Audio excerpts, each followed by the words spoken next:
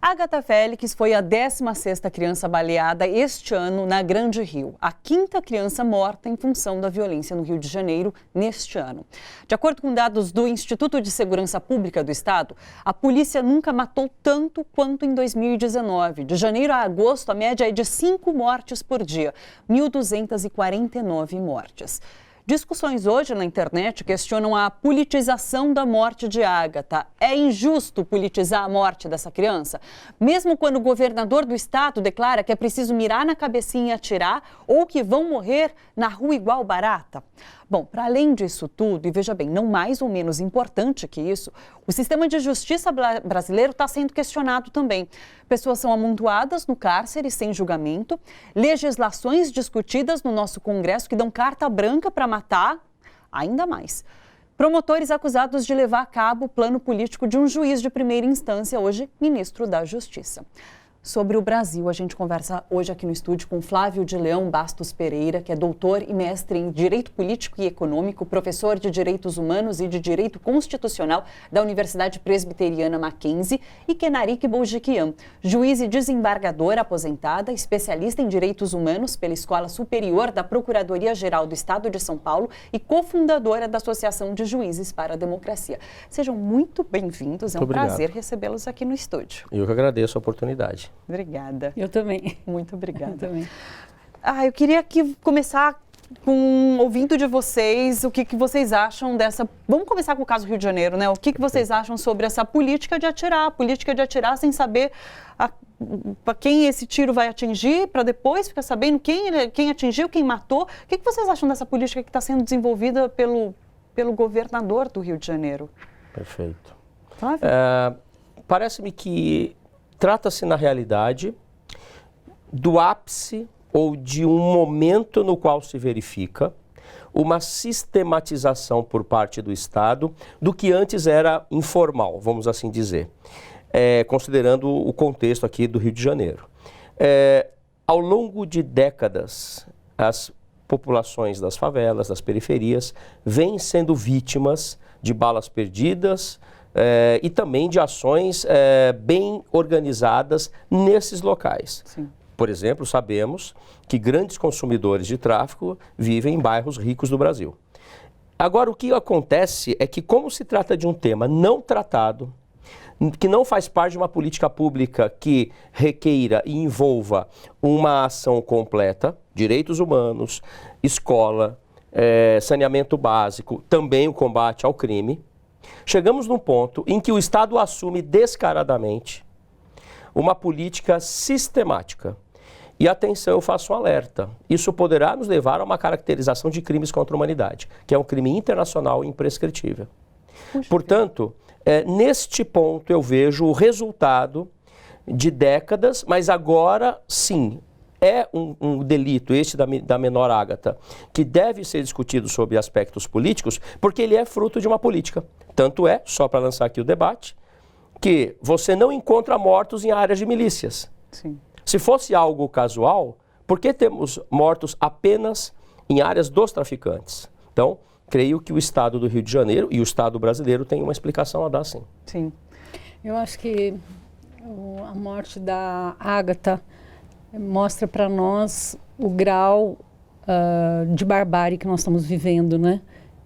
Para mim, esse é o significado da morte da Agatha, com um tiro nas costas, dentro de um carro, atingida por uma bala desferida por um policial. É de uma gravidade enorme o número de mortos que nós estamos tendo em determinadas regiões, né? Sim. Quer dizer, são pessoas escolhidas. Pessoas escolhidas são quem? São as pessoas pobres, as periféricas. Não seria correto, mas não é correto dizer que são pessoas que vivem do tráfico. São pessoas que vivem. Sim. E não há que ter distinção em relação a qualquer pessoa. A vida tem que ser garantida para qualquer pessoa. Se a pessoa cometer um crime, ela tem que ser julgada e condenada de acordo com a pena que nós temos. O extermínio não é uma pena prevista no Brasil, a pena de morte não é uma pena prevista no Brasil. E o julgamento faz parte do nosso sistema. A morte da Agatha é o ápice do que nós estamos vivendo nos últimos tempos. E o juiz sabe de tudo isso. Witzel era juiz. A semana passada, a gente mostrou algumas imagens do Voz das Comunidades, do site do Rio de Janeiro, dos helicópteros sobrevoando as comunidades e atirando, muito som de tiro, enfim. E daí, quando o Witzel, quando foi questionado sobre essa ação, ele chegou a dar um passo atrás falando sobre a legalidade da ação, de você realmente atirar sobrevoando de um helicóptero. Então, e daí a gente conversou com a Samira Moeno, do Fórum de Segurança Pública. Ela falou assim, não sejamos ingênuos, porque ele é um juiz, ele sabe o que pode ou não pode. Como que É claro que ele sabe. Sabe. É claro que ele sabe, é uma opção. É uma opção. É uma opção pela morte. Por isso é uma a opção, politização. É uma opção pelo genocídio de uma determinada parcela da população. Não é desconhecimento. E nem o policial está lá, age de forma inconsciente do que está fazendo. Sim. Todos lá estão compromissados com essa forma de agir, que é de matar pessoas. E isso não pode ser política. A gente não pode nem denominar, eu acho, isso como política, porque a política vem de uma relação de Estado e de compromisso de quem é agente do Estado em relação à população. Sim. O Estado brasileiro tem a obrigação de preservar vidas. Isso é o básico, é o primeiro dos direitos, você ter direito à vida. E aí se faz todo um jogo de palavras, de encenação, de uso de imagens, como a dizer para a população que está resolvendo uma questão de segurança. Sim. Então, aí ele faz esse discurso, eu atirando de cima, eu atiro em quem de lá de cima? E ele atingiu, inclusive, um espaço, acho que de uma religião, de uma religião evangélica. Exato. Quer dizer, eu estou falando esse exemplo, mas não importa quem seja, Claro. Não importa o que seja. Sim. A primeira obrigação do Estado é essa, garantir a vida de todos nós, de todo mundo. E quando uma autoridade, seja ela qual for, seja do judiciário, seja do executivo ou seja do legislativo, usa esse discurso da morte, ele está propagando para todas as pessoas que trabalham dentro do Estado que essa é uma ideia válida. E, infelizmente, se vende muito isso para a população, né? Que se matar resolve, aumentar a pena resolve, alterar a forma de cumprimento da pena resolve. E é todo o estudo que existe, todas as pesquisas que existem sobre isso mostram que não funciona. Se funcionasse, vou pensar em algumas coisas, em algumas alterações. Mas o pacote aí do Moro é isso, é reforçar toda essa situação, inclusive da carta branca e normatizar, legalizar o assassinato feito pelo Estado. Né? Sim. E esse modelo está claramente falido.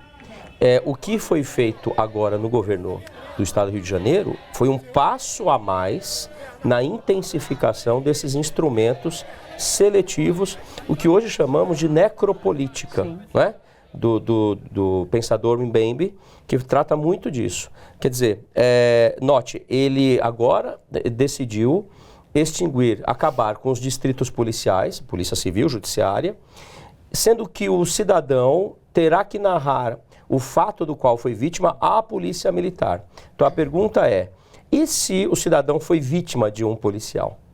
Não é? Então, são evidentemente ações que denotam já uma certa campanha eleitoral rumo à presidência da República. De Witzel. De Witzel. Sim. Aquela saída do helicóptero comemorando a morte de um rapaz que era doente mental, que, estava colocando em risco a vida de passageiros na Ponte Rio-Niterói, e aquela ação é outra ação, houve uma decisão que pesou quais eram os valores em choque ali, a vida de um sequestrador ou a vida de vários passageiros. Ao momento em que se decidiu, o técnico, o policial, o especialista decidiu, agora não dá mais para esperar. O que aconteceu no Rio de Janeiro com a menina Ágata é um erro gravíssimo, em que um tiro foi disparado a esmo, pelo que parece ser, ainda não sabemos aí o resultado da perícia, e que levou a esta tragédia. É a 5ª criança morta no Rio este ano nas favelas. Sim. E o número de mortes aumentando. O comparativo do ano passado para esse ano, é esse número bárbaro. E muitos policiais também morrendo. Muitos. Esse final de muitos semana, policiais também morreram 2 policiais. morrendo, Agora, eu acho que é preciso enfrentar que todos têm responsabilidade sobre essa situação. O judiciário tem uma responsabilidade, né? Que o policial pode ir lá e atirar indevidamente, mas quem é que vai responsabilizar? Quais são as instituições que têm que ser responsabilizadas ou atuarem para que isso não vá adiante? Porque a impunidade, ela alimenta, né? Cada vez que acontece uma coisa dessa, cada vez que isso não é apurado, cada vez que não há punição devida dentro de um processo, com todas as garantias, você está fomentando essa situação, você está aguçando e radicalizando a matança, né? Sim. Então, quando há uma morte realizada supostamente por um policial, há que se ter uma apuração, o Ministério Público tem que atuar e o Judiciário também tem que atuar. Uma vez eu ouvi de um delegado do Rio de Janeiro, quando ele estava dizendo dos arquivamentos, porque tem um inquérito e depois ou ele anda para frente, vira processo, ou ele é arquivado porque não tem elementos para um processo. Então o delegado falava assim, o delegado pede lá, acha que não tem elementos e vai para o Ministério Público. O Ministério Público se manifesta dizendo, não tem elementos, vai arquivar. Aí vai para o juiz, ele é que decide, ele que determina o arquivamento ou não. Então assim, quem assina a certidão de óbito é o juiz. Sim. Nesse sentido figurado, claro. E aqui um ponto interessante que a Narique lembrou, quando um policial militar mata um civil, hoje ele vai a júri. Sim. Esta foi uma alteração ainda dos anos 90, através de um projeto do jurista Hélio Bicudo, recentemente falecido, em razão de de um suposto espírito corporativista da justiça militar, no caso do Estado de São Paulo, Minas Gerais e Rio Grande do Sul, que tem as suas justiças militares. Entretanto, hoje, condenar um policial militar no júri é quase impossível. Porque para a população, e foi lembrado aqui o discurso que é vendido à população, se o indivíduo morre por uma ação da polícia, é porque alguma conta ele tinha para prestar. O que é um outro equívoco, e há hoje um levantamento cada vez maior desses dados. Vítimas com tiros na nuca, por exemplo, então execuções. Sim. O caso dos chamados Highlanders aqui em São Paulo, que mataram um jovem que mexeu com os policiais porque ele era doente mental. E o jovem apareceu decapitado e sem as mãos. Eles foram absolvidos no júri, por negativa de autoria. Condenados na justiça militar por questões que mantiveram na competência da justiça militar. Mas no júri também absolvidos. Sim.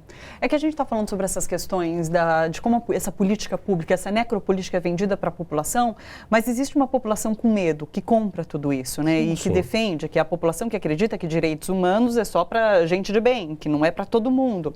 Hoje mesmo a gente comentava, eu lembro de uma repórter uma vez me contar que ela foi fazer uma reportagem sobre um garoto negro que tinha sido morto pela polícia, e a mãe do garoto falou assim, mas ele estava no lugar errado, na hora errada. Então existe isso, as pessoas acreditam que se você é gente do bem, você não vai morrer. Por isso o discurso desse avô que falou, não, mas ela fazia balé, ela fazia curso de inglês, Sim. então... Muita dor, né? Muita dor, mas de alguma forma a população faz essa diferenciação de quem merece morrer e quem não merece morrer. Isso é errado, ninguém merece morrer. E na verdade, por exemplo, em relação ao Rio, se vende a ideia que favela é lugar de traficante. Sim. Ou que favela não tem, não sei o que tem mais na favela. Olha como é esse imaginário que se cria, né? Então lá é que tem quem comete eventualmente crime. É uma imagem que está sendo vendida para a população, de tanto você falar a uma mesma coisa, ou querer mostrar de uma determinada forma. Programas de televisão mostrando isso, essas perseguições na favela e criminalizando o tempo todo, criou-se esse imaginário, né? Então, para desconstruir isso é dificílimo. Não estou dizendo que tem ou que deixa de ter, não é isso. Mas não é a questão do espaço, não é essa a questão. Não, e se for pensar em termos, por exemplo, eu falei de traficantes, em termos de droga, é claro que o grande traficante não está lá. Exatamente o que eu ia falar. Não está lá. Onde está o grande traficante? Sim. Eu fui juíza da área criminal quase toda a minha vida da magistratura. Se eu disser para você o número de quantidade de processos que eu peguei, que a apreensão fosse significativa, seja de droga ou de dinheiro, não conto numa mão. É mesmo? Não conto numa mão. Quem está sendo preso são as pessoas que estão na ponta mais baixa do tráfico, né? Então não vai me dizer que quem está morando na favela ou na periferia de São Paulo, que são os grandes traficantes, né? Esses não acontecem. E no imaginário que se vende para a população é que o crime está num determinado local, e o que é uma absoluta inverdade. É claro que a mídia tem um papel importante nesses conceitos que são criados, né? Como, por exemplo, quando teve a lei de crimes hediondos num determinado tempo, aconteceu depois uma morte trágica da filha daquela... A Daniela Pérez. Isso.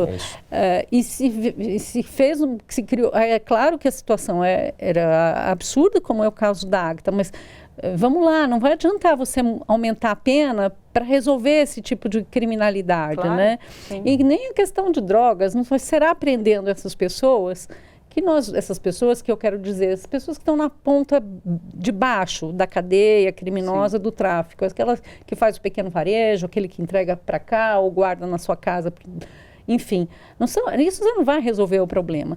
E você falou, por exemplo, de segurança, né, que as pessoas estão querendo, mas segurança é um direito humano. É um direito humano de todos nós. Sim. E é uma coisa necessária. Sim. Só que é necessário que nós tenhamos políticas que enfrentem a segurança. Morte causa mais violência. Prisões desnecessárias e volumosas num ambiente carcerário aumenta a violência. Quer dizer, nós não estamos levando a segurança como direito fundamental como uma coisa séria. Não são leis pontuais que resolvem esse problema.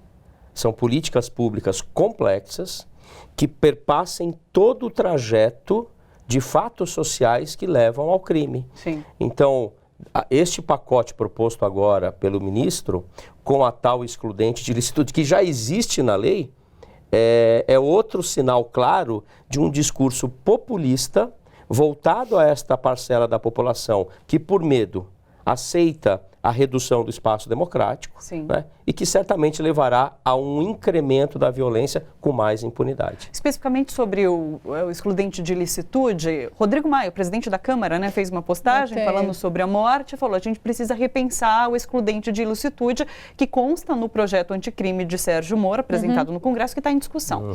Moro veio imediatamente defender o excludente de ilicitude, falou não tem nada a ver uma coisa com a outra, enfim, mas há um entendimento de que o Congresso, os deputados hoje estão mais aptos a derrubarem, de fato, o excludente de ilicitude do que deixar passar. Como vocês veem esse excludente de ilicitude? É uma licença para o policial matar? É uma licença. É uma licença legalizada. O que a gente vê hoje do caso da Ágata é que eles se sentem no direito de matar, embora não tenham esse direito. Matar ninguém. Seja a Ágata que estava lá, que o avô falou tão duramente, né, de perder a neta, né? Eu fico emocionada. É muito difícil. Com certeza. Então, seja qualquer pessoa, né? Eles se sentem no direito, e se sentem no direito, inclusive, reforçados por toda a linguagem autoritária que a gente tem desde o começo do ano. Seja no Rio de Janeiro, com este governador, seja com o Jair Bolsonaro, com um discurso de ódio que ele está incrementando, etc. Então, eles se sentem com esse direito de matar e achando que nada pode acontecer com eles. Esse projeto de lei é para dizer, olha, vocês realmente podem, agora tem uma lei que garante. Porque basicamente é isso. Sequer haverá investigação. Não, o que existe hoje se um policial haverá processo, atuando, né? Não há nenhum feito, nenhum procedimento será instaurado. Porque se hoje apresentar o excludente de ilicitude. Se for provado, mas eu acho que o caminhar agora está deixando a situação mais clara. Eu acredito que não seja aprovado.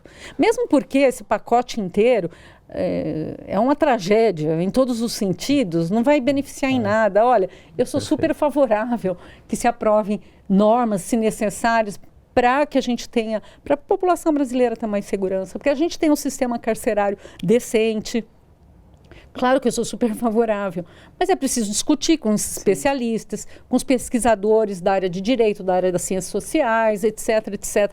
Quer dizer, é necessário a gente receber essas contribuições de economistas, enfim. Ele já começou falando, se eu não ouvir ninguém, não precisa discutir com ninguém. Bom, se você não discute os seus projetos de lei, não há abertura suficiente para alguma coisa dessa gravidade, veja, você falou bem no comecinho do crescimento da população. De 95 a 2014, o aumento da população brasileira é de cerca de 22%.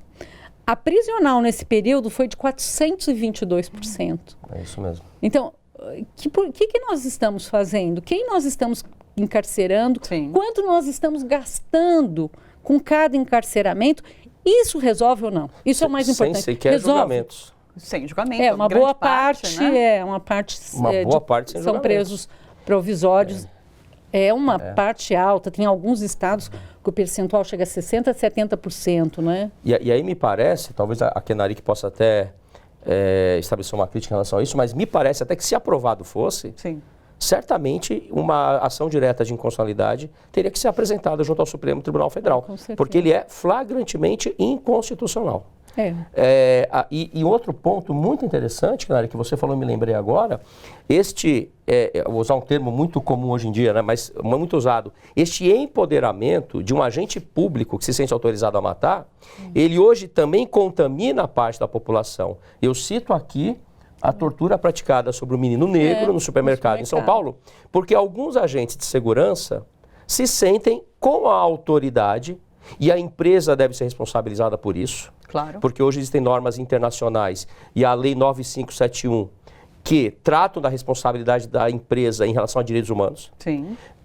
Por praticar esse tipo de ato. Não foi o primeiro ato no supermercado e já surgiu essa semana um outro supermercado também muito conhecido onde ocorreu a mesma situação. São os ecos desse discurso de Os violência, ecos do autoritarismo. Né?